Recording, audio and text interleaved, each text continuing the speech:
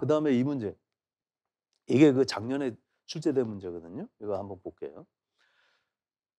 이게 또 인제 마찬가지입니다. 이것도 인제 이게 서글픈 소위 말해서 이게 히라버를 바로 갖다 쓰는 것도 아니고 영어로 번역된 것도 갖다가 또 써야 되는 그런 음 좀 심하게 얘기하면 이 슬픈 민족의 애환이 담겨 있는 문제입니다. 다음은 서양 고대 윤리 사상가의 주장인데 작성 방법에 따라 서술하시고 그랬습니다. 인간은 행복을 언제나 그 자체 때문에 추구하고 결코 다른 무엇 때문에 추구하지 않는다. 따라서 행복은 무조건적인 완전성을 지닌다. 우리는 행복을 위해서 정의를 원하지 그 반대는 아니다. 행복은 인간의 최고선, 즉 궁극적인 목적이다. 최고선 행복은 덕에 따르는 뭐예요? 영혼의 활동. 그렇죠? 덕에 따르는 그런 영혼의 활동인 것이다. 이 영혼의 한 부분은 이성이 없는 부분이지만 다른 한 부분은 이성을 가지고 있는 부분이다. 그러니까 똑같은 문제가 지금 나오잖아요. 이런 식으로 나온단 말이에요. 나왔던 문제가 다른 식으로 약간 변형되지만 나왔던 문제가 나온다는 게 대표적인 유형이 이런 겁니다. 자, 세 가지 구체적인 삶의 형태를 행복을 생각해 보자. 첫째는 쾌락적인 삶인데 쾌락적인 삶은 진정한 행복으로 볼 수 없다. 둘째는 실천적인 삶이다. 인간은 본성상 정치적 동물이므로 가족과 친구 그리고 동료 시민들과 함께 살 수밖에 없다.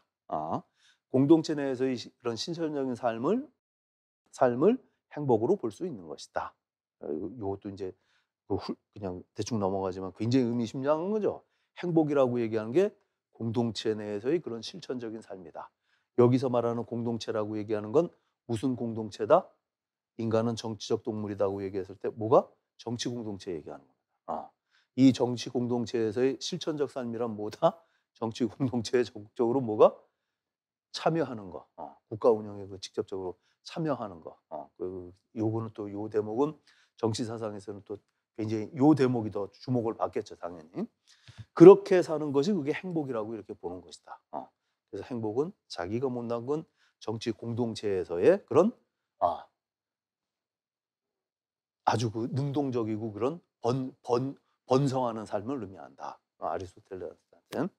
그리고 셋째는 관조적인 삶인데 지혜에 대한 사랑, 즉 철학은 순수함이나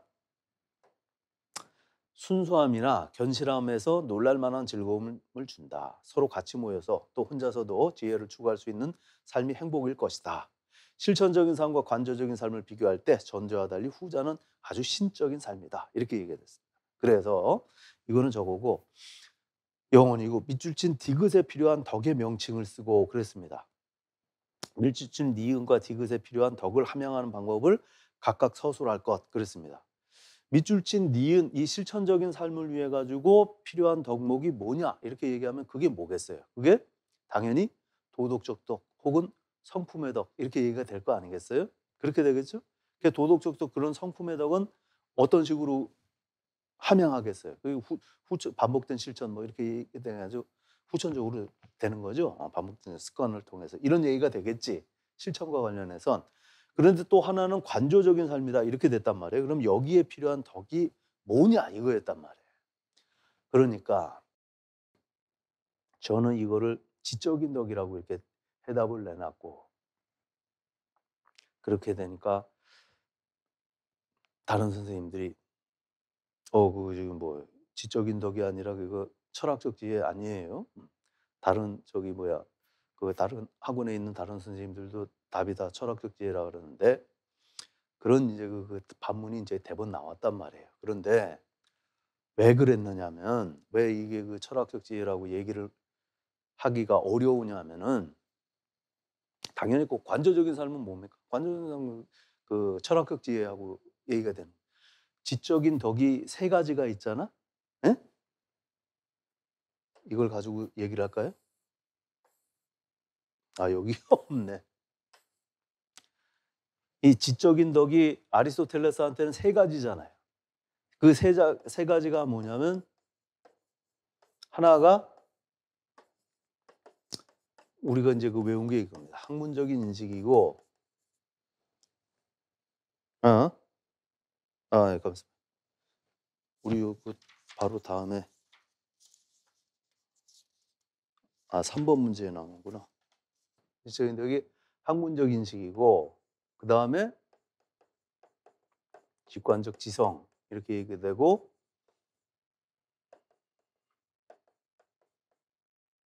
지혜 이렇게 얘기되고, 그 다음에 이제 추가해서 실천하고 관련되는 그런 지천적 지성 해가지고 이게 기회 혹은 뭐 영리함 이렇게 얘기되는 거죠. 그리고 이제 기술 이렇게, 그 다음에 이제 여기 이제 그 실천적 지혜 이렇게 되잖아요.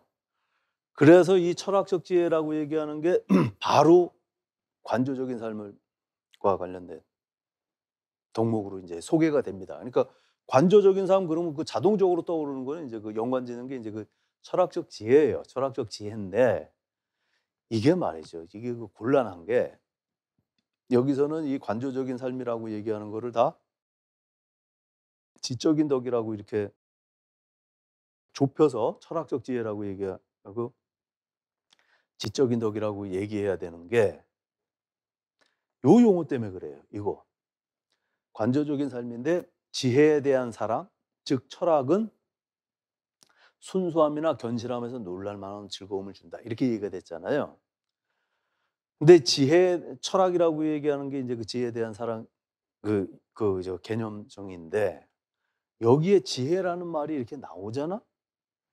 근데 이 철학적 지혜라고 얘기하는 게요. 이게 원래는 이게 원어로는 히라버로는 이게 소피아예요. 소피아. 직관적 지성이 아까 뭐라 그랬어요? 누스라 그랬죠? 이 학문적인 인식이 이게 다이아노이아라는 말을 포함하는 에피스테메가 이제 그 아리스토텔레스가 구분한 요 아주 순수한 지적인 덕과 관련된 능력들입니다. 무슨 말씀인지 이해되겠죠? 그러니까 이거는 뭔지 아시겠지? 학문적 인식이라고 하는 게 추론을 통해 가지고 아는 거예요. 직관적 지성이라고 얘기하는 거 그 근본 원리 같은 경우는 딱 그냥 바로 다이렉트로 이제 그 직관적으로 알아야 되는 거잖아. 그런 능력이 이제 소위 직관지성이라고 얘기하는 거고, 그게 이제 누스라는 우리 좀 전에 그 플라톤 하는 데서 봤었던 그 개념이었고, 학문적 인식은 그 다이아노이아 포함한 그런 거였고, 이 두 가지를 다 모두 이제 그 통합한 어떤 놀라운 수준의 그런 깨달음을, 그런 인식 능력을 그걸 소피아라는 말로 했단 말이야. 이해되시겠죠? 소피아라는 말로 했는데 이걸 이제 그 영어로 얘들이 옮겼단 말이에요. 미국 애들이 옮길 거 아니에요. 영어권에서 옮길 때 이거를 소피아를 뭐로 옮겼느냐면 이거를 위즈덤 이렇게 옮긴 거예요. 이해되시겠죠? 그게 실천적 지혜 있죠? 실천적 지혜는 이건 프로네시스라는 말이에요. 많이 들어보셨잖아요. 그래서 이 프로네시스를 영어로 옮길 때 처음에는 이걸 프루던스로 옮겼다니까.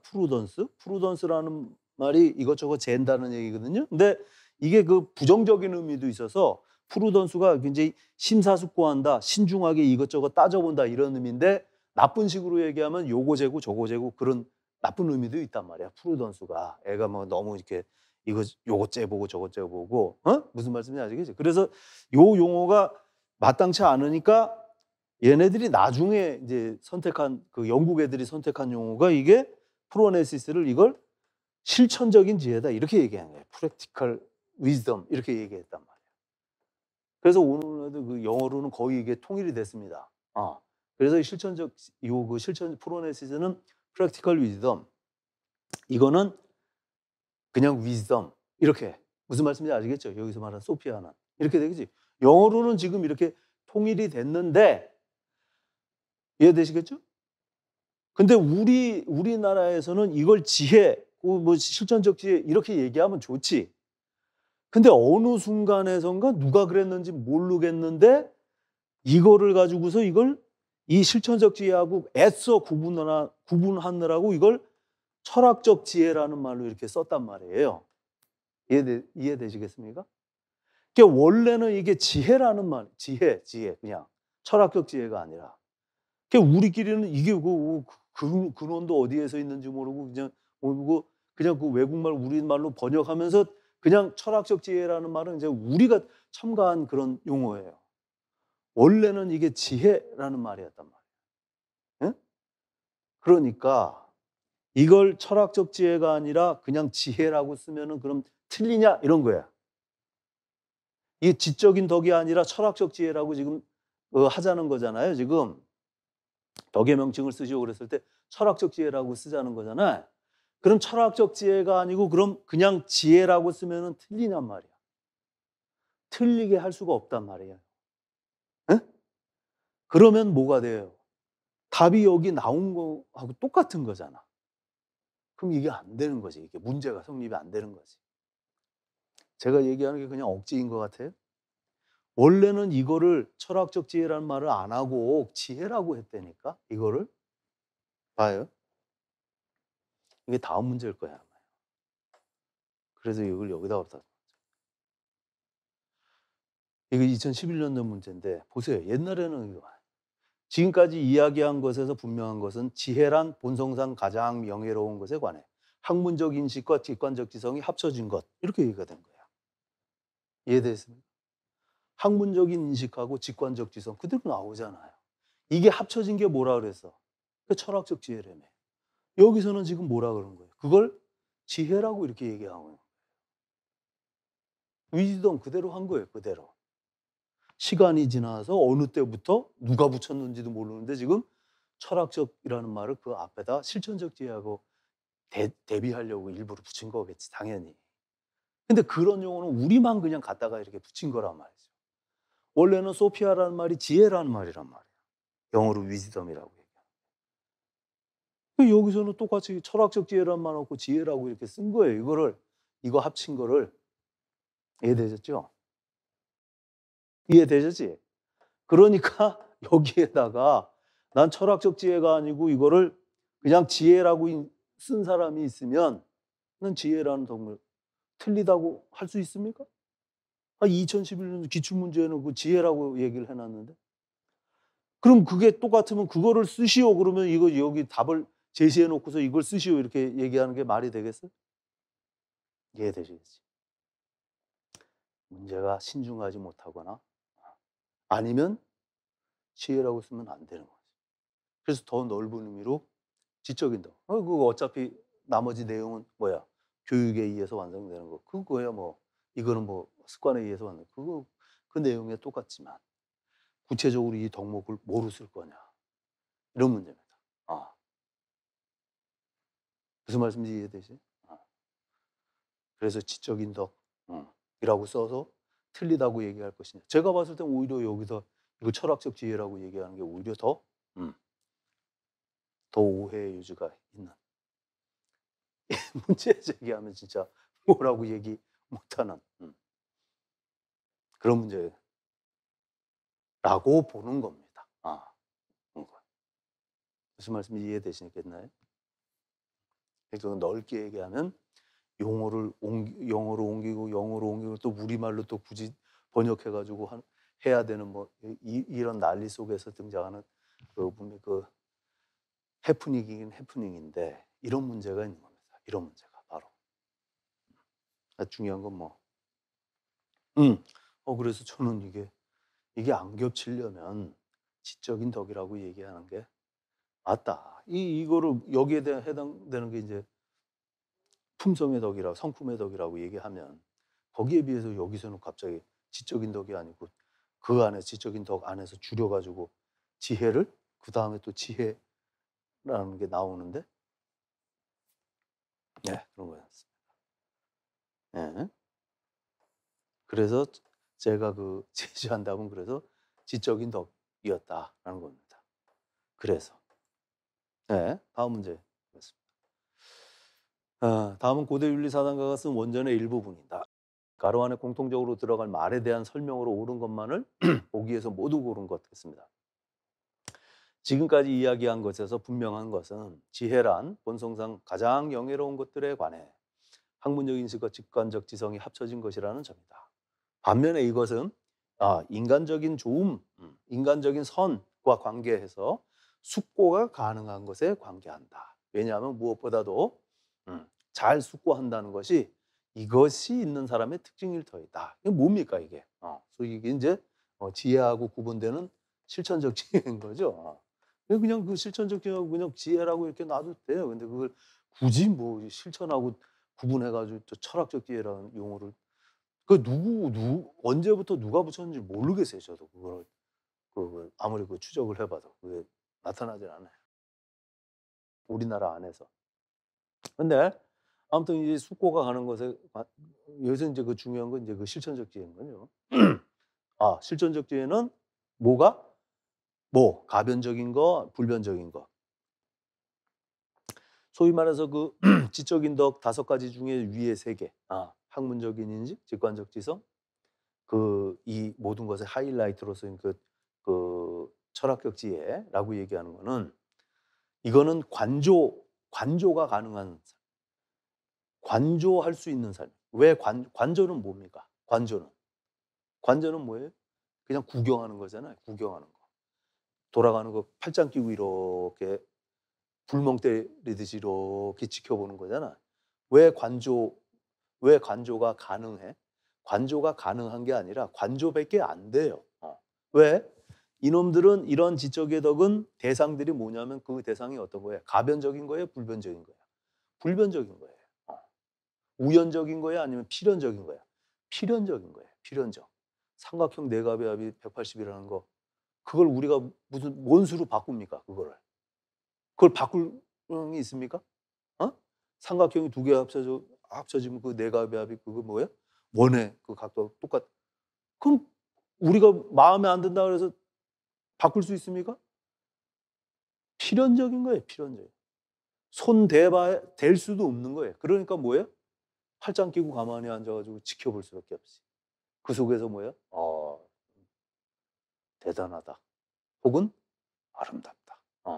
그 안에서. 그게 관조입니다. 불변적인 거. 손 댈 수도 없는.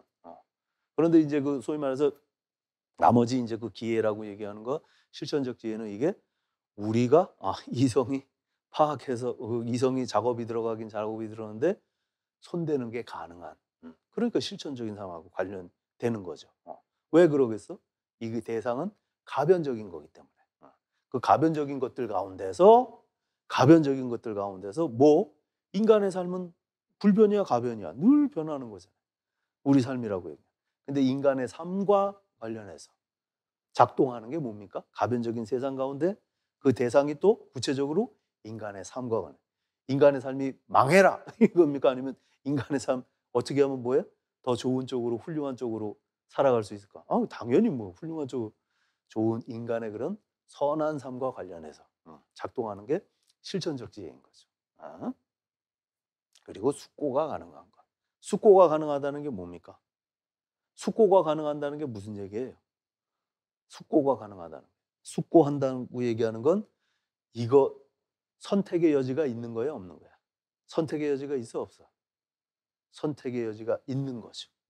그렇죠? 숙고라고 얘기하는 것 자체가 이거 할까 저거 할까 고민하는 거잖아요. 숙고라고 얘기하는 게 이거 할까 저거 할까 선택의 여지가 있는 것. 그거 자체도 그러니까 불변적인 게 아니라 가변적인 거지. 예. 뭐에 의해서 또 이게 가변이 가능해? 인간의 그런 실천에 의해서 변화가 가능한 그런 것들에 대해서 뭐 하는 거예요? 숙고하는 거지. 그런 것들. 인간이 어떤 선택을 하느냐에 따라서 달라질 수 있는 그런 문제들하고 연관되는 게 실천적 지혜라는 거죠. 근데 왜냐하면 무엇보다도 잘 숙고한다는 것이 이 실천적 지혜가 있는 사람의 특징일 터인데 아무도 다른 방식으로 있을 수 없는 것들에 관해서 또 목적이 없는 것들에 관해서는 그것도 행동에 의해서 실현시킬 수 있는 어떤 선이 없는 것들에 관해서는 숙고하지 않기 때문이다. 목적이 없다. 목적이 없다는 게 뭐겠어요? 삼각형 네각의 합은 180 여기에 무슨 목적이 있습니까? 그런 거 없지. 목적이 없다라고 얘기하는 건 그런 의미에서도 어떻게 보면 뭐가? 그 변화가 없다라는 말하고 똑같은 거죠. 목적이 있으려면은 반드시 뭐가 있어야 반드시는 아니지만 목적이라고 얘기하는 건 반드시 뭐하고 연관이 돼야 되느냐면 달성하고 싶은 목표인 거잖아요. 욕망이 있어요. 욕망. 목적이라고 얘기하는 것. 구체적인 어떤 욕구, 욕망이 있어야 되는 거지. 삼각형 이 그 수학에 그런 욕망이 우리가 느껴지는 거 봤습니까? 삼각형이 무슨 욕망이 있어? 그런 거 없는 거잖아요. 응? 저 뭡니까? 지구의 공전 뭐 여러 가지 그 자연 물리적인 법칙 여기 안에 무슨 목적이 있어? 그런 목적들은 없는 거지. 그렇죠? 이 아리스토텔레스는 물론 그런 거에도 어떤 목적이 있다고 봤지만 하여튼 그런 거하고는 상관없는 거죠. 그래서 하여튼 그 목적이 없는 것들에 관해서는 아예 숙고하지 않기 때문이다. 단적으로 잘 숙고하는 사람이란 행동에 의하여 성취할 수 있는 것들 가운데서 행동, 성취, 성취라고 얘기하는 건 당연히 뭐 목적 염두에 두는 거예요. 성취할 수 있는 것들 가운데서 인간에게 가장 좋은 것에 생각이 미치는 사람이다. 다시 한번 인간의 그런 선과 관련해서 무엇이 최선의 방법인지를 선택하는 게 그게 뭐다? 실천적 지혜다. 이런 말이다. 덕은 올바른 이치를 따른 상태일 뿐만 아니라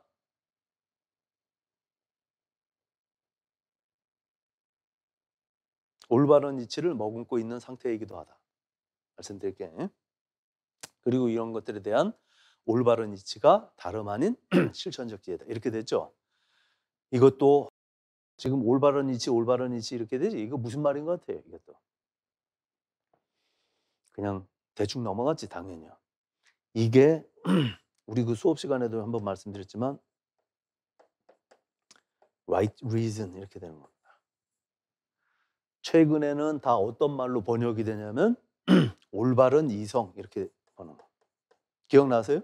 올바른 이성이라고 이렇게 나오는 말이 있는데 우리 그 가끔 보면은 저기에도 그 문헌에도 이렇게 나오는데 이 말이 무슨 말로 이해를 하시면 된다고 말씀을 드렸습니까? 무슨 말로? 그냥 간단하게 이론 이성 말고 이론 이성 말고 실천 이성 있잖아요. 칸트식으로 얘기하는 실천과 관련해서 작동하는 이성 그 개념으로 이해하시면 돼요. 그런 개념하고 가까운 그런 히라버가 영어로 옮기면 이 올바른 이성이라고 얘기하는 거였습니다. 당시 이 옛날에는 이제 right reason은 이제 사실은 그 올바른 이치 뭐 이런 말로 이제 번역을 했던 거죠. 올바른 이치라고 얘기하는 뭐 딴 게 아니에요. 뭐 도덕적인 이치가 있는데 그걸 그 실천적 지혜가 그거를 포착해 가지고 뭐 실현하는 건가? 그렇게 이해하면 완전히 그 실천적 지혜 완전히 잘못 이해하는 겁니다. 에? 칸트식으로 얘기하면 도덕 법칙이라고 얘기하는 그런 도덕적인 어떤 이치가 이 세상에 있는데 그거를 구체적으로 현실에 적용하는 그렇게 되면 완전히 잘못된 생각이야. 그건 아니에요. 그거 아니고 이건 이런 하여튼 이성 가운데서 요 놈들은 뭐예요? 요 놈들은 올바른 이성이 아니야. 올바른 이성이 아니라고 얘기하는 게 지금 잘못된 이성이라는 게 아니고 얘네들은 아주 그냥 실천하고는 상관없이 아주 글자대로 아주 그냥 사변적인 아주 순수하게 아주 생각과 관련된 그런 사변적인 그런 이성인 거고 지금 여기와 관련되는 거는 지금 올바른 이성이라고 얘기하는 실천적인 이성이 작동하는 거란 말이죠. 예? 그렇게 이해하세요. 그래서 덕은 그래서 이 올바른 이성 오늘날 똑같은 지금 저거를 현대 지금 있는 그 교수님들을 보고 번역하라 그러면 올바른 이성이라고 번역할 겁니다. 똑같이 요거를 똑같은 그 영어 원문을 번역하라. 하여튼 그다 올바른 이성을 따르는 상태일 뿐 올바른 이성을 머금고 있는 상태이기도 하다. 그리고 이런 것들에 대한 올바른 이치, 이성이 다름 아닌 그런 실천적인 이성이 다름 아닌 실천적 지혜다. 예. 또 선택은 덕이 없으면 올바를 수 없지만 또한 이에 못지않게 이 실천적 지혜가 없어도 올바를 수 없다는 것도 분명하다. 덕은 목적을 결정하고 여기서 말하는 덕이라고 얘기하는 건 어떤 덕 얘기하는 거겠어요? 성품의 덕 얘기하는 거죠. 이 성품의 덕이 없으면 선택은 올바를 수가 없어. 왜? 좋은 목적을 지향하지 못하니까. 그러니까 이 선택이라고 얘기하는 것도 올바를 수 없지만 이해 못지않게 또 이 실천적 지혜가 없어도 올바를 수가 없게 된다. 그래서 덕은 목적은 결정하고 실천적 지혜는 이 목적을 실현시켜주는 것들을 우리로 하여금 행하게 하는 것들이다. 이렇게 얘기가 됐습니다. 그래서 뭡니까? 실천적 지혜에 대한 설명으로 옳은 것만 고르시오 그렇습니다. 경험을 통해서 알게 되는 개별적인 것들에 관련된다. 예, 경험. 그렇지? 지적인 덕인 지혜와 달리 도덕적인 덕으로 불리는 것이다. 요건 어때? 도덕. 여기서 봐. 이 도덕적 덕이 뭐겠어? 성품의 덕, 품성의 덕이라고 얘기하는 겁니다. 근데 이 실천적 지혜도 넓은 의미는 어떻게 지적인 덕에 들어가는 거죠? 지적인 덕. 그러니까 아니지 이건.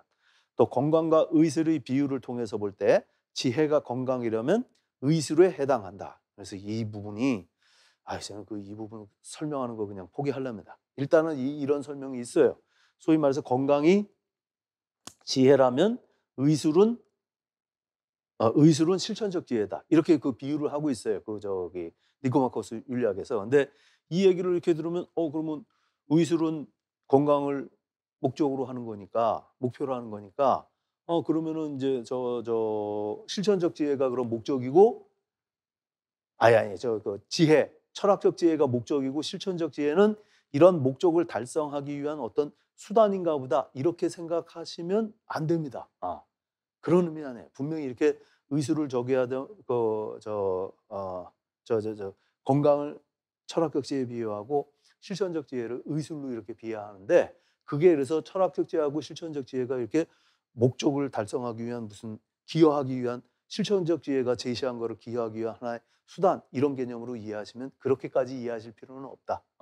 다만 뭐가 어떤 의미로만 이해해야 된다. 두 개는 뭐가 전혀 별개의 것이고 건강이라는 것과 의술이라고 얘기하는 게 서로 똑같은 어떤 목표를 지향하고 있는 것 같지만 그럼에도 불구하고 서로 별개인 거고 둘 간에 더 고상하고 더 우월하고 열등한 이건 차이는 분명히 있는 거예요. 의술 자체가 목적은 분명히 아니잖아. 의술 굉장히 막 열심히 공부했는데 결국에는 뭐가 그것 때문에 건강 해쳐가지고 너무 말 어이없는 거잖아. 그러니까 의술보다도 사실은 더 높은 것이 더 가치 있는 것이 건강이 있었지. 똑같이 뭐가 이 둘 간에 더 우월한 놈이 어떤 놈이다? 철학적 지혜라는 게 더 우월한 놈이라는 건 아리스토텔레스도 분명하게 얘기를 합니다. 그래서 인간이 누릴 수 있는 최고의 행복 가운데 하나가 관조라고 얘기하는 거고. 그래서 이거고 그래서 철학적 지혜라는 놈이 실천적 지혜라는 놈이 철학적 지혜를 지배하고 있다라고 얘기하는 거는 그건 넌센스라고 이제 얘기를 합니다. 그러면서 그 예를 이걸로 의술이 건강을 지배한다라고 얘기하면 안 되듯이 이것도 오해하지 마세요. 의술이 건강을 지배한다는 게 의술 좋으면 건강해질 수 있지 그런 의미가 아니라 의술 그 자체가 건강을 물리치고 의술 그 자체가 더 높은 가치가 될 수가 없듯이 마찬가지로 그 실천적 지혜가 있다고 해서 그것이 철학적 지혜를 있는 것으로서 있는 사람으로 이렇게 오해하면 안 된다. 대충 그런 의미로만 이제 이 둘 간의 관계를 비교를 하고 있습니다. 제발 뭘로만 착각하지 마시라고. 소위 건강과 의술에 비교했다는 것 자체가 실천적 지혜가 철학적 지혜를 달성하기 위한 무슨 수단처럼 이렇게 작동하는 걸로 보면 안 된다. 이 두 가지는 지성이 작동하기는 작동하지만 전혀 지금 다른 세계에서 지금 작동하고 있는 거예요. 철학적 지혜는 당연히 사변의 세계. 응? 누구 플라톤으로 얘기하면 가지계에서 노는 애들이고 여기 실천적 지혜는 가시계, 변화하는 지금 현실의 세계에서 노는 그 이성이란 말이죠. 그래서 서로 전혀 다른 차원에서 노는 거지. 그렇게만 오해하지 마시라. 예.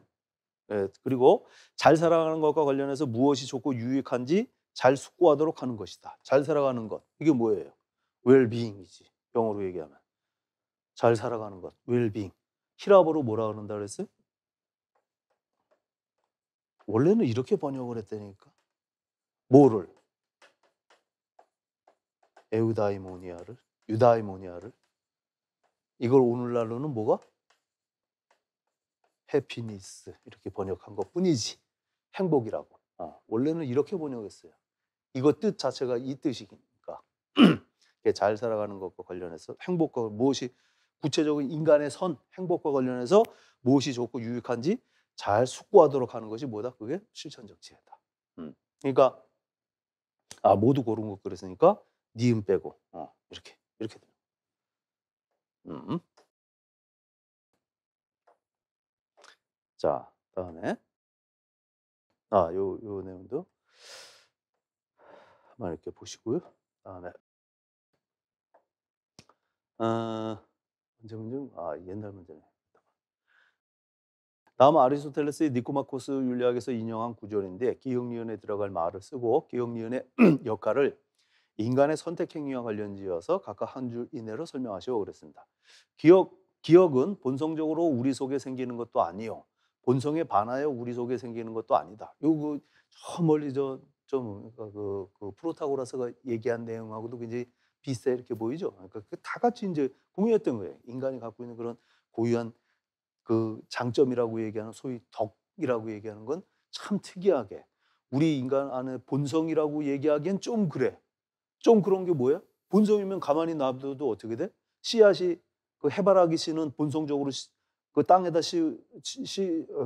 심어 놓으면 시간이 지나면 어떻게 돼? 시간이 지면 나팔꽃이 아니라 해바라꽃으로 지가 알아서 자동적으로 촥 피어나잖아요. 그러면 그 인간도 분명히 그런 가능성을 그 안에 갖고 있는데 본성이니까. 그럼 이놈은 뭐가? 그렇게 그 본성이 있는 놈은 해바라기는 그 땅이 무슨 꼭 한국에 있는 땅, 미국에 있는 땅 가려? 안 가리잖아. 아무데나 그냥 심어 놓으면 그냥 슉 똑같이 해바라기. 그럼 인간도 그런 잠재력이 자기 본성 안에 있으면 그놈을 뭐가? 침팬지 속으로 갖다 놔도 진짜 타전처럼 와 켜가지고 막 이성적으로 도덕적으로 해야 되는데 안 되잖아 그게. 그러니까 그런 거 보면 본성이라고 얘기하긴 좀 뭐한데. 그렇다고 그래서 그럼 본성에 반한 그런 식의 그런 도덕적인 특성이라고 얘기하는 게 그럼 우리 본성에 없는 거냐?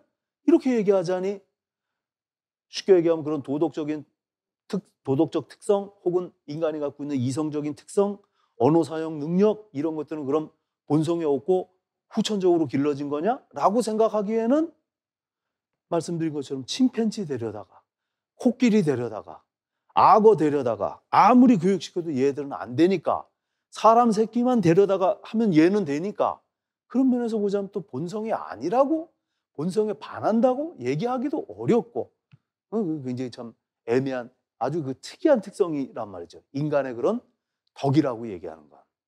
인간만이 갖고 있는 고유한 기능, 장점이라고 얘기하는 거야. 아주 특이하단 말이야. 그러니까 하여튼 이런 거는 본성적으로 우리 속에 생기는 것도 아니고 그렇다고 본성에 반해서 우리 속에 생기는 것도 아니다. 오히려 우리가 본성적으로 그것을 받아들이도록 되어 있으며 또한 그것은 습관에 의해서 완전하게 되는 것이다. 그리고 이 니은은 다른 방식으로도 존재할 수 있는 것과 관련하여 인간적인 선에 관해서 참된 이치에 따라 행동할 수 있는 상태다. 그러니까 이 니은이라고 얘기하는 건 다른 방식으로 존재할 수 있는 것. 이게 뭡니까? 필연적인 것 아니면 필연적인 거의 반대는 뭐 우연적인 거지만 필연적인 거야 아니면 필연적이지 않은 것이야. 필연적이지 않은 것이. 다른 것으로도 얼마든지 존재돼. 불변적인 거야 가변적인 거야. 가변적인 것이. 가변적인 세상과 관련되는 것이고 인간의 성과 관해서 참된 이치. 이거 08년이죠? 참된 이치. 이게 뭐겠어요 이것도. 참된 이치. right reason을 지금 이렇게 쓴 겁니다. 아까는 그 올바른 이치 이렇게 얘기했잖아요. 근데 여기서 이렇게 또 이제 의역해서 쓰는 거죠. 여기에 따라서 그러니까 그 실천적인 이성에 따라서 행동할 수 있는 상태를 말한다. 그러니까 이건 뭐 실천적 지혜인 거지. 지혜인 거고 여기서는 또 뭐야? 습관에 의해서 완전하게 된다. 그러니까 당연히 이거는 뭐 품성의 덕, 도덕적 덕 이렇게 되는 거죠.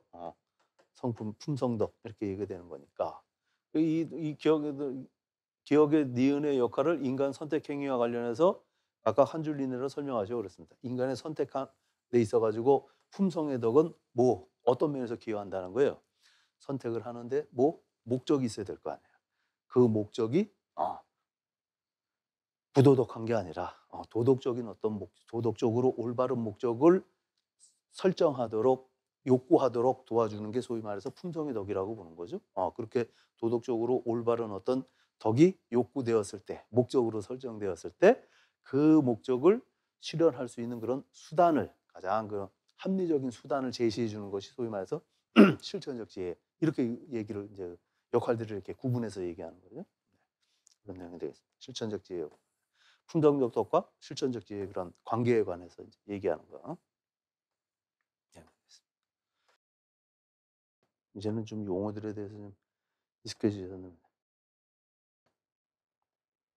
네, 요 문제인데, 요 문제는 좀 얘기가 좀 설명이 좀 길어져야 될 거예요. 잠시만 좀 쉬었다가 좀 이어가겠습니다.